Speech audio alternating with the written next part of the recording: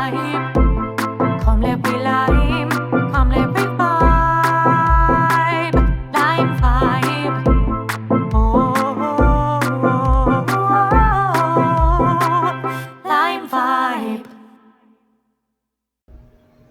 Thank you once again for joining us for another Lime Vibe Live conversation. I'm your host, Yori Kemp from the Bahamas, and today we're sitting with Dr. Christiana Best-Giacomini. She is an associate professor at the University of St. Joseph in social work. So, Dr. Christiana Best, how are you? I am well, thank you. Thank you for inviting me. Yes, thank you for coming on, man. So, you're from Grenada, aren't you? I am. I am from Grenada. Okay, Yes. okay. I was growing up on the island. Well, now, there's three islands, right? There's the main Grenada. There is Petit Martinique and Carriacou. Which one did you grow up on? Yeah. So Grenada is a three-island state, and yes, it's Grenada, the largest, Carriacou, and Petit Martinique in that order. Mm-hmm. I was born and raised in Grenada, the larger of the two islands, but I've visited Carriacou many times. Unfortunately, I haven't yet visited Petit Martinique. Oh wow. Yeah, So which is not something I'm proud of. okay, but are they far apart? I mean, why was the journey? No, they're not. They're not far apart. I think from Grenada to Carriacou, it's about close to an hour. Hmm. The trip to Petit Martinique is far less, but you would go from Carriacou to Petit Martinique for the most part, and it's far less than that. Okay, how many people are on Petit Martinique and Carriacou? Oh wow. Um, I unfortunately know that the population of Grenada, Carriacou, and Petit Martinique is 120 approximately thousand. Hmm. I do not know how it's spread around. Okay. So yeah, When was the last time you were home? I was there last month, and prior to that, I was there in January. Okay. How did that go? How did you enjoy your trip? Oh, it's always a great trip to go home. Home gives you a sense of belonging, and it brings back a lot of fun memories. And so it's always great. You see friends, you get to eat food that you haven't eaten in years. So I'm always feeling, it's always great to go home. What's the national dish in Grenada that you grew up eating and that they still eat today? So when I was growing up, the national dish has changed since. So the national dish when I was growing up was crab and kalaloo. Oh wow. Um, Okay. yeah, and currently it's oil down. So it's the Oil down. breadfruit. Yeah, Hmm. Okay. yeah. I heard that oil down is also a Barbadian specialty as well, isn't it? I don't know where you got that from, but Grenada owns it. Okay. Mhm. From what I know with Barbados, theirs is usually cuckoo and flying fish. That's how I grew up. Now it may have changed, I don't know, but Mhm. flying fish is really big there, so I know their major dish included that. Yeah, I had that When when I I was was. I had flying fish when I was in Barbados for Caribbean Development Bank Conference, their annual press meeting. I was over there, and the right, flying fish is pretty good actually. Yeah, I loved it. yeah, yeah. But I gotta come to Grenada and try this oil down. So what is it? What exactly is an oil down? What is oil down? So oil down is made out of you. Start with the breadfruit, right? So Hmm. are you familiar with the breadfruit? Yes, I have. Yeah, so it's the breadfruit, and it gets boiled and sauteed down with. Sometimes people put dumpling, but you definitely want to put kalaloo in there, Hmm. and some type of meat. For some, it's chicken or something similar. I grew up with the pigtail has been a significant part of it with dumplings and breadfruit. And it's interesting because we used to call it poor people's food when I was growing up, but it has become a thing now. Oh And wow. yeah, so yeah. Hmm. Wow, it's become a So I thing. try to get some every time I go down. I want to tell you a funny story about my mother. She passed away though, and she said that people are making a big thing about crawfish and lobster, but she grew up on one of our family islands as well. She grew up on Exuma, and said she got Wow. stalled of crawfish, and said when she came to Nassau to live, said she didn't want to see crawfish at all. But now everyone just killing themselves trying to get crawfish and lobster, and she grew up eating that, and said she's sick of it. She Right. didn't like crawfish at all. So I can imagine people Right. just getting used to oil down, saying it's popular food now. It's become a delicacy now, right? Well, it is a delicacy today, but I'll tell you, people are not. Unfortunately, people are not saying that about oil down. It's still a really, it really, it it takes a lot to prepare. So I'm Mhm, sure people are not able to eat it as frequently as they'd like to. mhm. But you could prepare the breadfruit in many ways, but the oil down is like, Okay. it's a delicacy for sure. So how long now have you left Grenada to live in Connecticut now? So when I first left Grenada, I was a teenager and I lived in New York for approximately about 4 years, and I've been in Connecticut for the last 9 years. Mm, Yes. Initially, I came here for work mhm. and then moved How to do you live. feel about the Yeah. transition between Grenada to New York? That had to be a big change, a big cultural shift for you. Oh, it was a tremendous change. Mm, Um, I went into culture shock. It is, you know, living in Grenada, right? As a child, you grew up with the sun and the beach mhm, and playing with friends outside all the time. You didn't have to worry about the seasons, mhm, certainly didn't have to wear coats and worry about the cold or snow or any of those things. So the climate was certainly something I had to adjust to. mhm, And then, of course, the language, even though we spoke English, I had an accent, and there were terminologies that were quite different in the way we express ourselves and the way we talk. And as a teenager, that didn't go over too well in the school system, right? So you got teased quite a mhm, bit, mhm, and so it became, and then I lived in a community that did not have a large Caribbean population. mm, So survival meant being able to hold on to your identity, but speak in a way that people would not constantly question you or, mhm, mhm. you know, ask you these dumb questions like, what'd you say? You know, Yeah, I can imagine.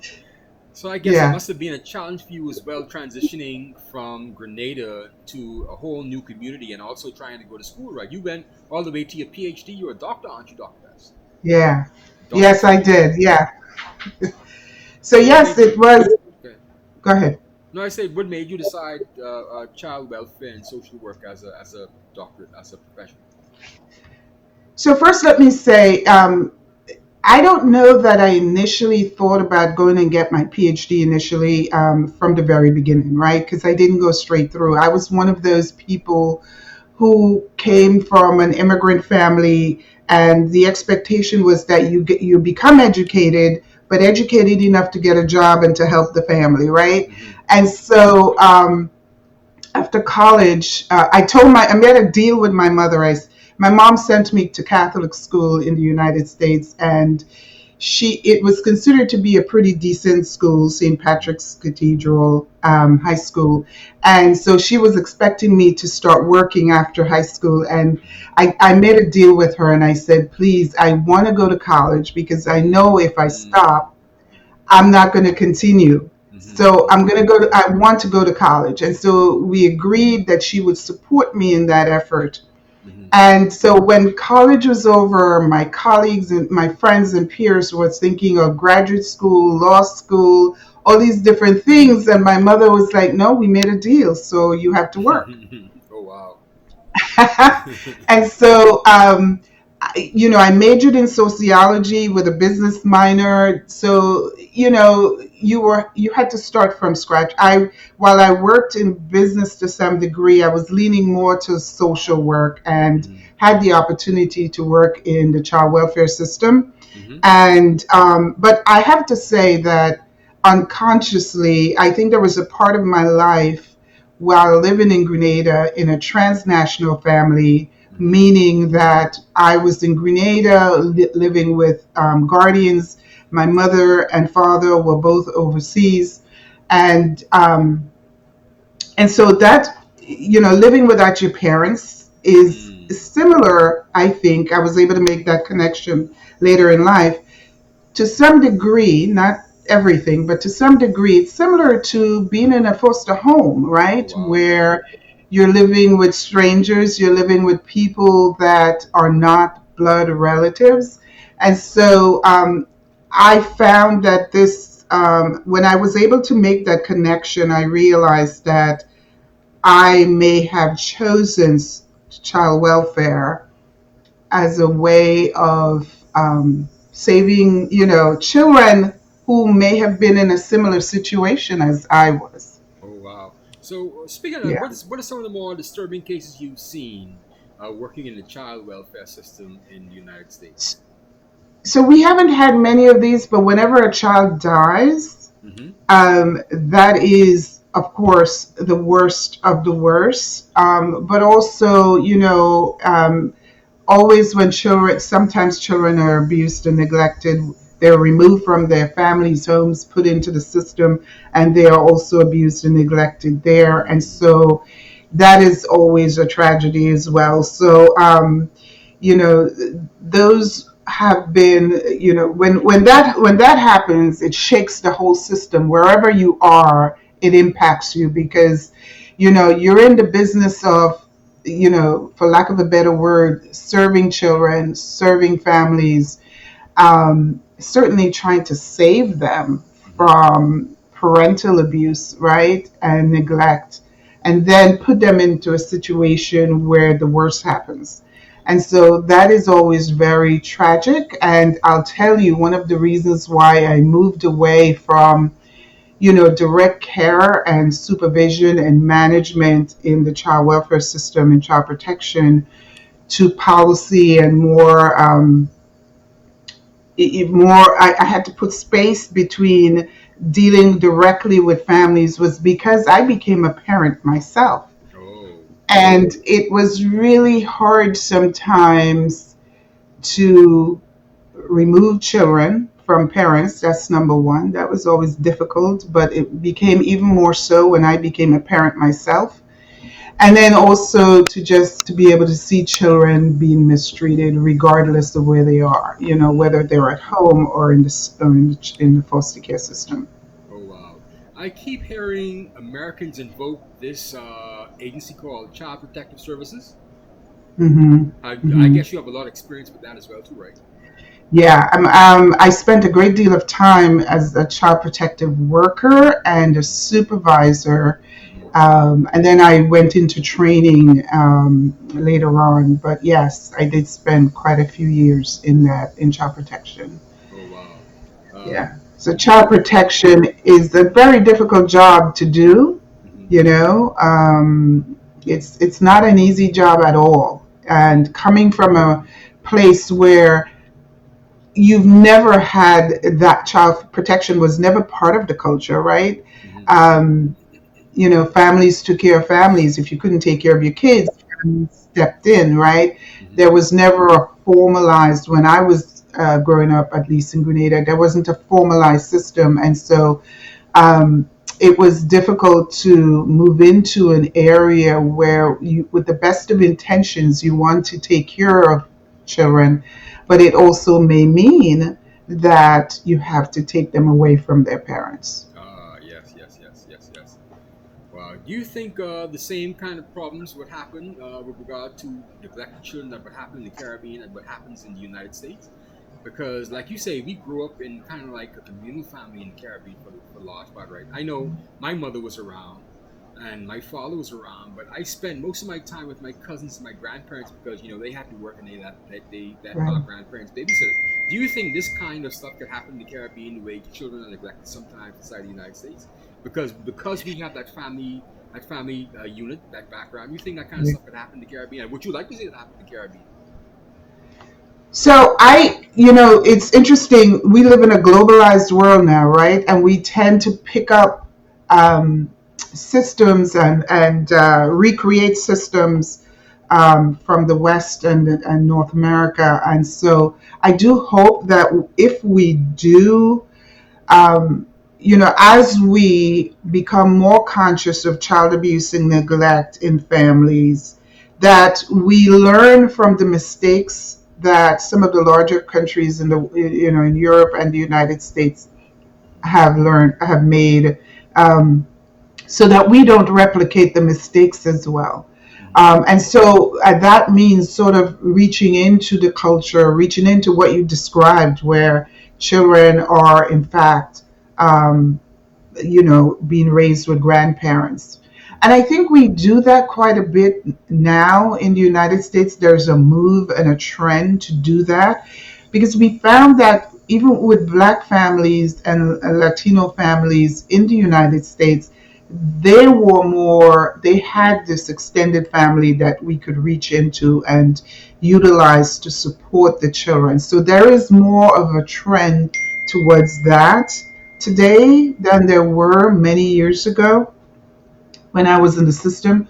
But even though it wasn't present, I always did reach out for family members before it became a formalized system. Right? We now have kinship care.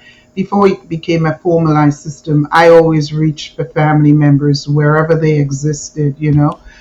Informally. So that's what I took with me, and I do hope that as the Caribbean become more involved in the child welfare system, that they keep the culture center in Yes. all their policies and practices. Yeah. Yes, yes, yes, yes.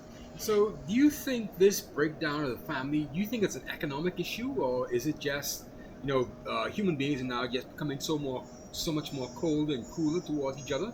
People just don't care. Do you think it's a cultural issue where we just eventually will start to drift apart from one another, even from our kids? Do you think that's the issue?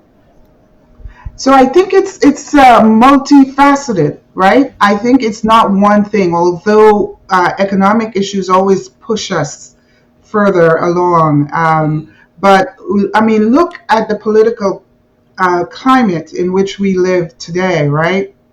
mm-hmm. Um, where the rich is getting richer and the poor is suffering more, right? So certainly, I think um, the economics contribute. I think the culture contribute. More and more people are traveling overseas and again are bringing some of those cultural norms, or they are looking at YouTube, or they're looking at, you know, at one point it used to be MTV, but whatever it is, we are. It's more of a seamless world, right? It's Yes. it's more seamless. You could pick up your phone and see what's happening in Europe, in the United States, in the Caribbean, South America, and so I think because of that seamlessness, those are some of the negative impact of it, I got you. Wow. which is unfortunate. But I think it's really important for us to understand that family is where it is, where it's at, whether it's your Yes. biological family or the family you've created for yourself, right? Yes, yes, the extended family. Yeah. Well, speaking about family, do you consider yourself wanting to go back to Grenada and living there long term, or you just want to stay and live in the United States until you retire and that's it?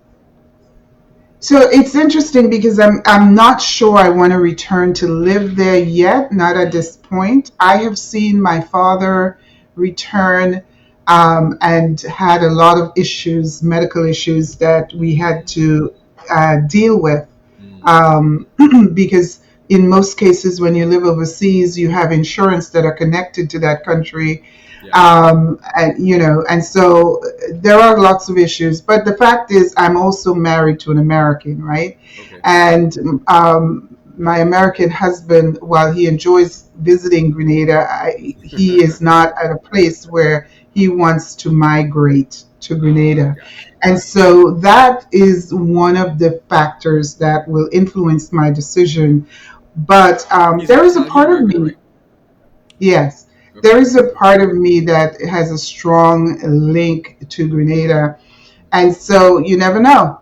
Mm, I got you. You never know. That desire and drive is still there. So, but I do plan on doing some work in Grenada that would help contribute to the preservation of the culture and for not just our generation today, but certainly generations to come through an oral history project I plan to do when I get sabbatical next year. Oh, so And tell us so I'm about this looking oral forward history to that. project. Tell us about I'm that, sorry? Doctor. Tell us about that Oh, oral project, Doctor Best. yes. So the oral history is built on the oral traditions from Africa and most, I would say, most native cultures, most native people, right? Mm-hmm. Even the Native Americans in this country have a tradition or oral tradition. So it's really building on that. Growing up and hearing stories about who your family are Mm-hmm. or were, those who came before you, and being able to pass it on from one generation to the next.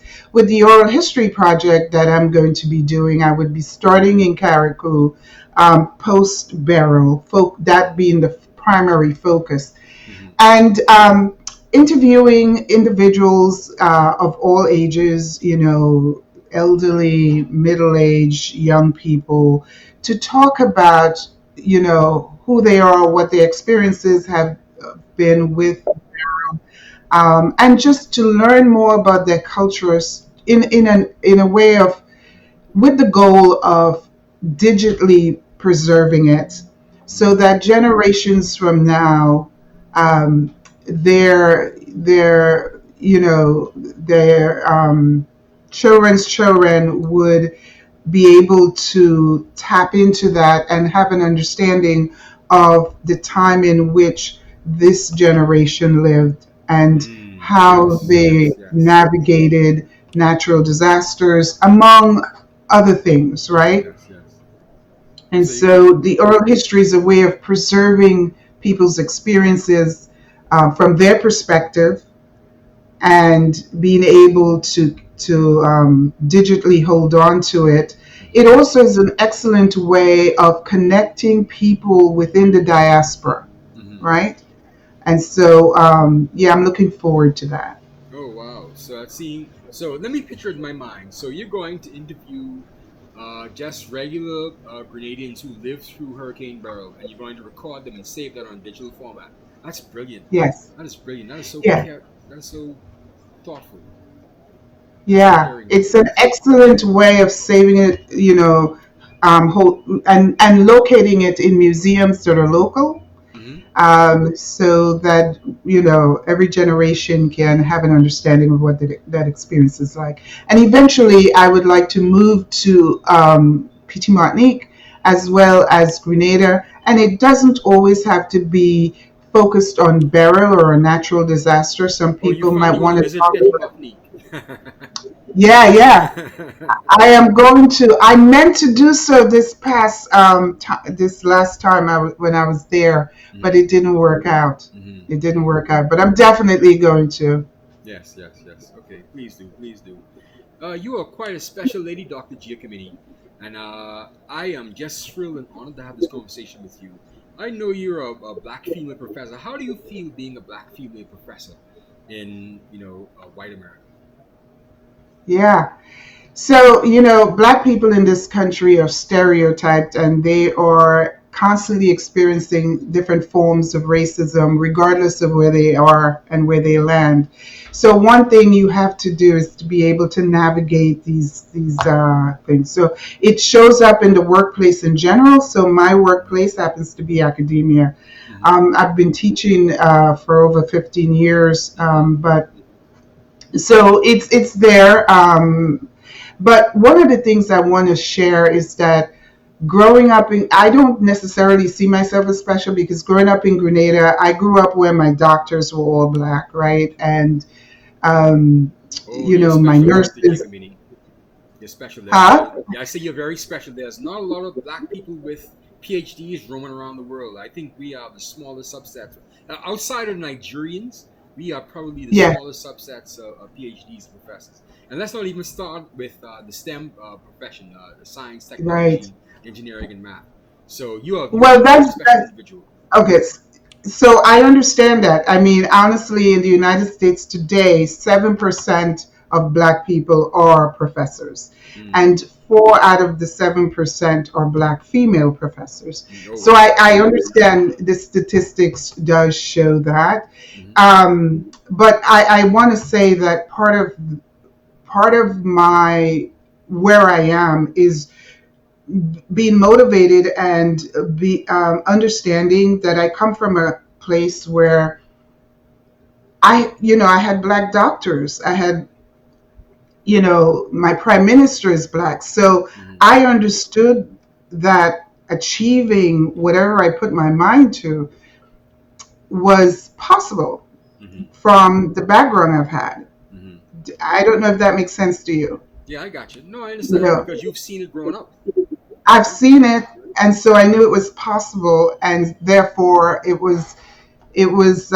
I didn't feel like I worry about black children in America today because they don't see it as much. They haven't grown up in that environment. Hmm. And so I worry about that. Hmm. That is one of my biggest concern. And so as a black professor, I, of course, available and I mentor both black and white students, but I particularly try to be a role model and a mentor to black students. And so yeah, and so I hope I answered your question. Oh yeah, you did too. Actually, that's good. But Oh, you are a female though. I mean, how do you take women's issues inside the United States? Are you a part of that women's issues, that women's rights, women's progress movement, or are you just sitting on the sidelines as a non-foundational Black American? Because I've been hearing this term a lot as well too in the African American subculture where they try to separate black people with foundational black Americans, those ones who were there from slavery, and the ones who were brought in, like the Caribbeans who came in after slavery, after the Civil War, and we kind of like grew up there. And we they don't consider us foundational black Americans. They don't think that we are part of the system. How do you take that on as a female with women's rights in particular? so it's interesting, African Americans who have been living in this country for many years have always had to fight for their rights, and they've gained through the civil rights movement, both in the 1800s and in the 1960s, have been tremendously helpful to all Black people in this country and all people of color. I shouldn't just say Black people because they've helped Asians, they've helped, these during the civil rights movement, laws have been changed to make it possible for people from the Middle East and North and Africa, people from South America, Central America, the Caribbean, Asia, to come into the United States. That was because of the civil rights movement, right? So it's really important for us to understand that we benefited from the fights and Black Americans putting their bodies on the line to get laws passed, voting rights laws, you know, um, reproductive rights, and just basic civil rights. A lot of things we take for granted. And so I appreciate the foundation they've made, because without it, my mother would not have been able to come. I would not have been able to come.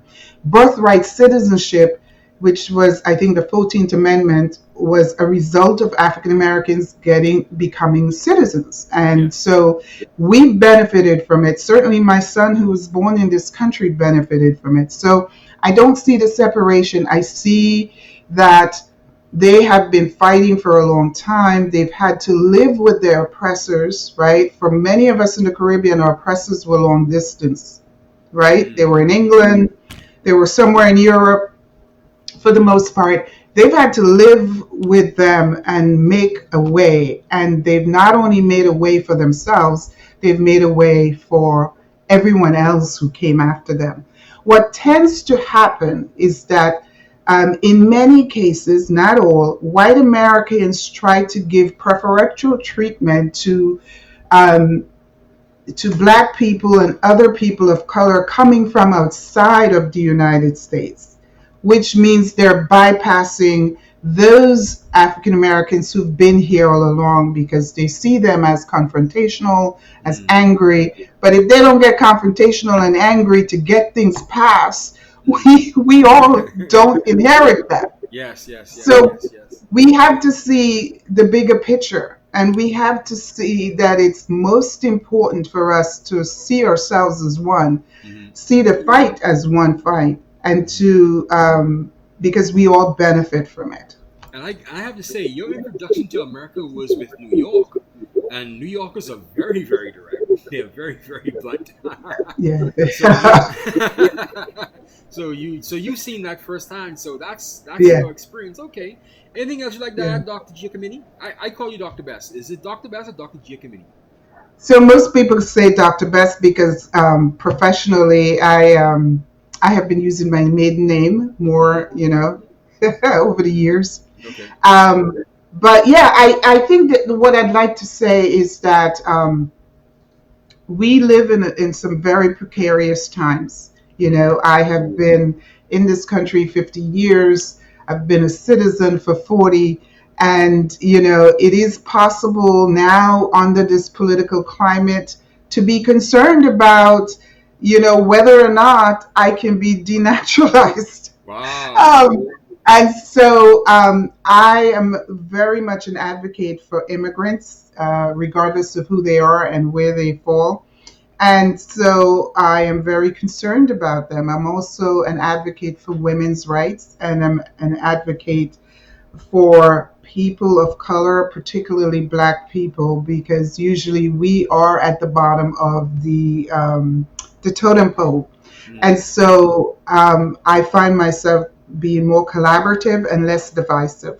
Hmm. Wow. And so I encourage people to be able to see what's happening in today's political climate and understand that being against different groups is not helpful today. It really isn't. It's never helpful, but particularly today, we need to stand together and we need to work together. Well, Dr. Best, thank you so much. You are a very engaging woman. I wish you all the best. And I hope you do get a chance to actually visit Petit Martinique soon. Thank you so I much. will be visiting Petit Martinique next time, and I feel I will definitely be visiting Petit Martinique. Yeah. Definitely. Thank you so much, Doctor Best. I appreciate your time this Sunday afternoon, and we best welcome you back again. Come back again anytime you want to, Doctor Best. Thank you very much. Take Okay, that is our conversation with Dr. Christiana Best-Giacomini. She is an associate professor at the University of St. Joseph in Connecticut. And thank you for joining us again for another Line Vibe Live conversation. We'll be back again. Thank you so much. Bye.